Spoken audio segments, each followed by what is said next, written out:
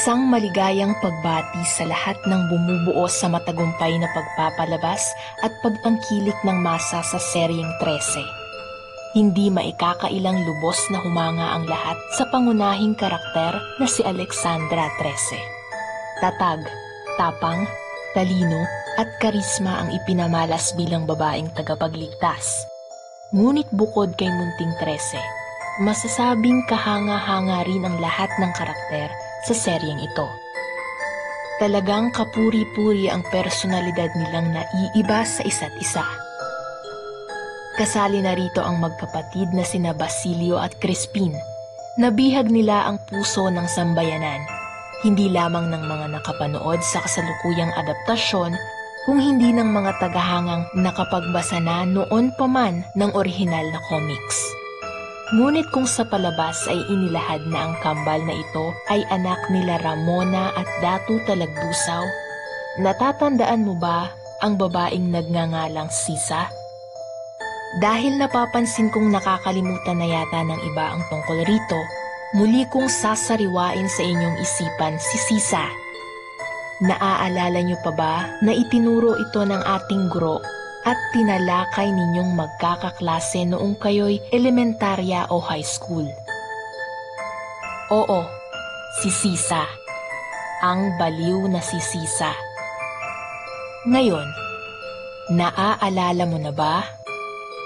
Sa episode na ito, hindi natin pag-uusapan ang kambal sa seryeng 13. Ating hahalongkatin ang kanilang tunay na pinagmulan, ang nakaraan. Ang istoryang nakasaad sa Noli Me Tangere. Sabay-sabay nating alalahaning muli ang kalupitang kanilang dinanas at ang pagdurusa ng kanilang inang si Sisa at ang tuluyang pagkawala nito sa katinoan. Si Narcisa o mas kilala sa pangalang Sisa ay isa sa katangi-tanging karakter na babae sa nobela ni Rizal sa Noli Me Tangere. Inilarawan siya ni Rizal bilang may napakagandang pisikal na anyo katulad ng kanyang katauhan. Simple, mapagmahal at mabuting tao. Isa lamang dukha si Sisa. Mababa ang posisyon sa lipunan. Mayroong 2 anak si Sisa, sina Crispin at Basilio. Mahal na mahal niya ang mga ito. Ngunit sa kabila ng kabaitan ni Sisa ay siyang kabaliktaran ng asawa nitong si Pedro.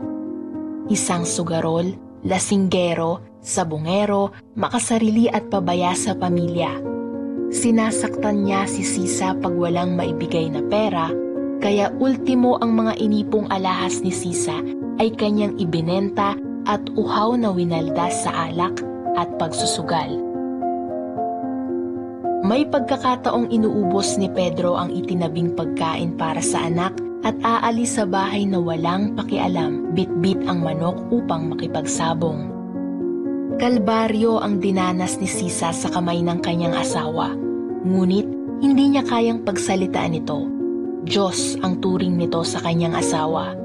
Hindi niya maibulalas ang kanyang hinanakit. Tinitiis niya lamang ang lahat at idinadaan sa palihim na paghikbi. Sa kabila ng paghihirap na ito ay hindi kailanman nabawasan ang pagmamahal ni Sisa sa kanyang anak.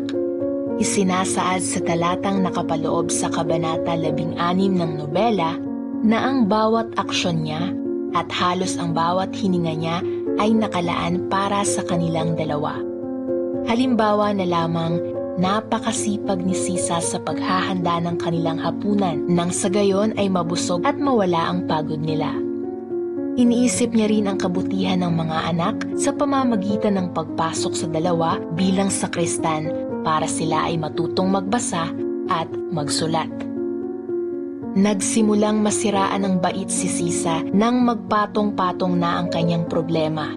Bukod sa tinatamasang abuso sa kanyang asawa araw-araw, dumagdag pa ang ginawang kalupitan ng mga gwardiya sibil sa kanyang mga anak at ang pagpapahirap sa kanya ni Doña Consolacion.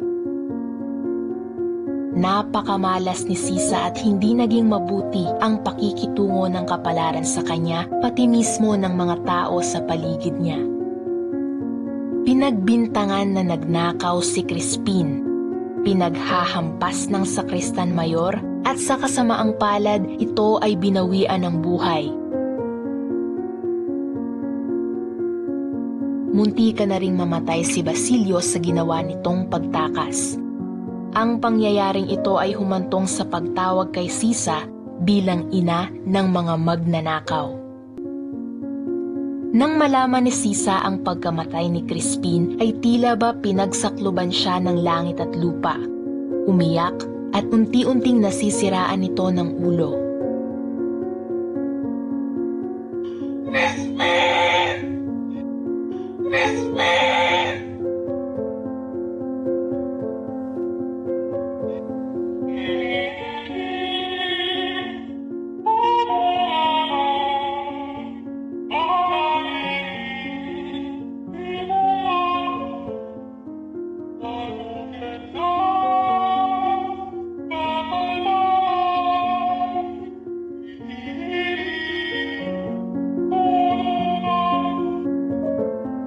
Napakabilis ng mga sumunod na pangyayari.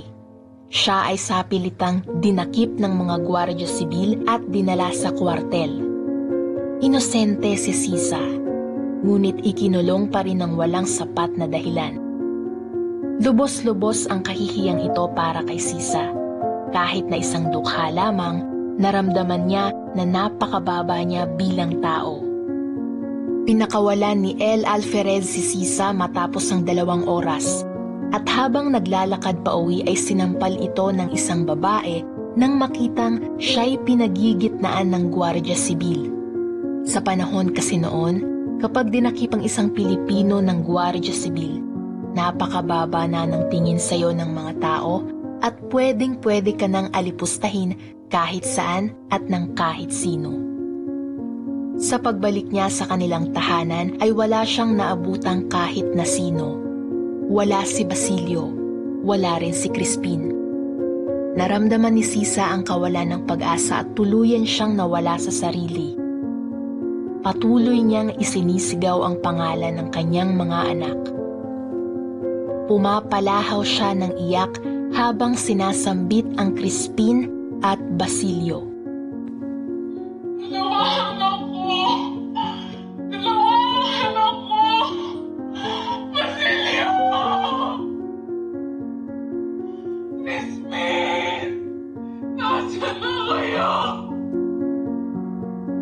Si Doña Consolacion ang pinakahuling bumuo ng pagdurusa at lubusang pagkabaliw ni Sisa.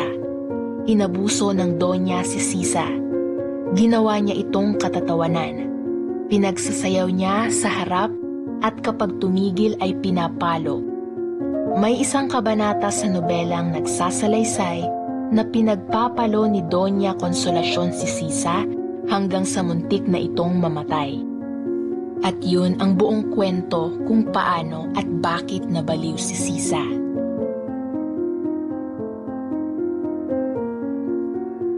Napakaraming kababaihan, hindi lamang sa Pilipinas, kundi saan mang panig ng mundo ang patuloy na nakakaranas ng kalupitan, pang-aabuso, pangmamaliit, pagmamalabis at pang-aapi mula sa kanilang asawa, sa kanilang amo o kung sino man. Marami sila. Ngunit iilan lang ang may lakas ng loob na magsabi sa kinauukulan. Marami silang tahimik lamang na lumalaban. Si Sisa ay isang representasyon ng mga babaeng katulad nila.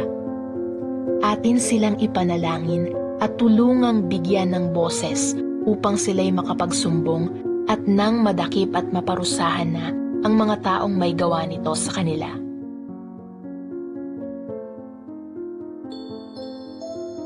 Hanggang dito na lamang. Huwag kalilimutang mag-subscribe sa aming channel at pindutin ang notification bell para masubaybayan ang mga susunod pang istoryang puno ng kilabot at misteryo. I-like ang video at i-share mo na rin sa mga kaibigan at kakilala mo. At kung ikaw ay mayroong karanasan na katangi-tangi, ipadala mo na ito sa page ng Night Shift Stories o ibahagi sa comment section.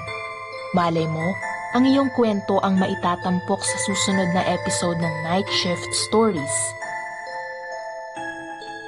Ako nga pala si Barbara, ang tagapagbahagi ng kwento sa araw na ito.